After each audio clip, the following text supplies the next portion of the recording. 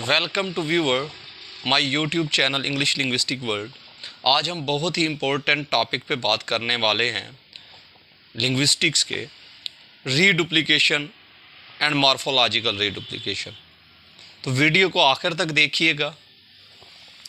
अब हम देखते हैं कि what is reduplication in morphology. Reduplication is morphological process that involves the repetition of all part of a word. These parts of words are referred are roots or stems.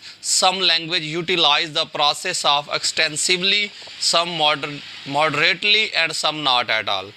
मतलब हम किसी भी language में मॉर्फोलॉजिकल वर्ड ऐड करते हैं, repeat करते हैं word, repetition of word भी हो सकता है। मतलब इसकी जो कोई भी वर्ड है उसकी मेन रूट है, उसकी रूट के साथ हम वर्ड सिमिलर वर्ड ऐड कर सकते हैं।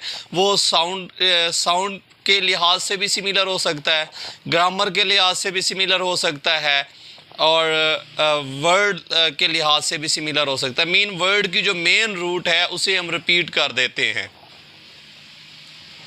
तो इसकी आगे टाइप्स हैं, हम टाइप्स को भी देखेंगे। तो morphological process change the stem of the word in order to adjust it meaning for communicative purpose. तो बेसिकली हम रीडुप्लिकेशन किसकी करते हैं? रीडुप्लिकेशन हम वर्ड की रूट की करते हैं और कम्युनिकेशन पर्पस के लिए इसके मीनिंग को एडजस्ट करते हैं। Roots are the parts of word that can not be further broken down, meaning they are most morphologically simple part of any word. Only contain a root while other contain a root and a number of stems. A stem may be made up only one root. Stem क्या होता है? कुछ stem को एक root के पे बनाया जाता है, but may also contain derivation and inflection affixes. Affixes के change से हम stem बनाते हैं। मतलब main root है, root के साथ हम word add भी कर देते हैं, remove भी कर सकते हैं। हम मॉर्फोलॉजिकल डुप्लीकेशन ये भी कह सकते हैं, add and remove the process of affixes and suffixes is called morphological productivity. कैसे? जैसा कि हम एक वर्ड रूट लेते हैं, रूट में हम लेते हैं सक्सेस, तो हम उसे अनसक्सेसफुल भी कर देते हैं, सक्सेसफुल भी कर देते हैं। अच्छा, सम टाइम हम रिपीटेशन में चले जाते हैं, रिपीटेशन में ड्रॉप, बाय बाय, टाटा, ये सेम अब रूट को हम रिपीट कर रहे हैं। ऐसे वर्ड जो रूट में रिपीट हो जाएं उसे रीडुप्लीकेशन कहते हैं। रीडुप्लीकेशन मतलब टाटा कह देते हैं, बाय बाय कह देते हैं, लाला कह देते हैं। ये जो वर्ड है इंग्लिश लैंग्वेज में, again word same word same root के बाद सेम आगे आ जाए तो उसे हम मॉर्फोलॉजिकल रीडुप्लीकेशन कहते हैं। इसका जो फंक्शन होता है, the function and meaning of reduplication varies widely across languages. Many well-known examples are form language in which the process is used to express the plural form. In these languages, depending on whether they show full or partial reduplication, either all or part of noun is repeated. मतलब reduplication root में होती है, noun में होती है, तो noun के part को मुकम्मल को भी repeat कर दिया जाता है या उसका partially उसे repeat कर दिया जाता है। जैसा कि हम करते हैं हेल्पलेसली। अब लेसली, अब ये दो दफ़ा रिपीट हो गया। हेल्पलेसनेस ली भी कर देते हैं, हेल्पलेस कर देते हैं, फिर हेल्पलेसनेस कर देते हैं, उसके बाद हेल्पलेसनेस ली कर देते हैं। ये रीडुप्लीकेशन ऑफ मॉर्फोलॉजिकल प्रोडक्टिविटी है। Reduplication is a formal grammatical process in many languages. In English, it is a frequent and mostly informal slang word such as super duper. जैसा कि आप super के बाद duper कर देते हैं, ये भी morphological duplication है। super duper, razzle dazzle, express extra meaning using partial reduplication. जैसा कि आप उर्दू में भी यूज़ करते हैं, उर्दू में आप कहते हैं रोटी वोटी, पानी वानी। ये जो वर्ड इस्तेमाल करते हैं, पानी के साथ आपने वानी किया है, तो ये मॉर्फोलॉजिकल डुप्लीकेशन है। इसी तरह इंग्लिश में हम सुपर डुपर कहते हैं, ये मॉर्फोलॉजिकल प्रोडक्टिविटी है, डुप्लीकेशन है मॉर्फोलॉजिकल। स्लैंग वर्ड, जैसा कि ऐसे वर्ड स्लैंग जिनका कोई मीनिंग ही ना हो, वो हम अगेन रिपीट कर देते हैं नाउन को, तो वो मॉर्फोलॉजिकल रीडुप्लीकेशन हो जाती है इंग्लिश में। जैसा कि दिस इज आइडेंटिफाई, अभी हमने बात की है सुपर डुपर की और रेजल डेजल की. This is identified as partial because S form super forms A D is the R form razzle also become A D meaningful the whole segment is not copied razzle और dazzle. English words formed by duplicating और repeating certain sounds. अब हम देखते हैं कि English में कैसे morphological productivity होती है, इंग्लिश पे से अप्लाई करते हैं, और 3 आगे टाइप्स है मॉर्फोलॉजिकल प्रोडक्टिविटीज़ की, उसे देखेंगे. तो English words formed by duplicating और repeating certain sound are called reduplication. It is morphological process in linguistics where the root word or a part it is repeated perhaps with a slight change, या word की root को repeat कर दिया जाता है या उसके किसी और हिस्से को स्लाइड चेंज के साथ रिपीट कर दिया जाता है. To form a new word you must be familiar with many of them such as okey dokey, pitter patter, hanky panky और the most common bye bye. ये सारी इंग्लिश की मॉर्फोलॉजिकल रीडुप्लीकेशंस हैं. Some of these reduplications are very old, such as riff raff, which has been in science used in science 15th century and willy-nilly used science in 10th or 11th century as part of oral English. Bling bling, hip hop, bob tube.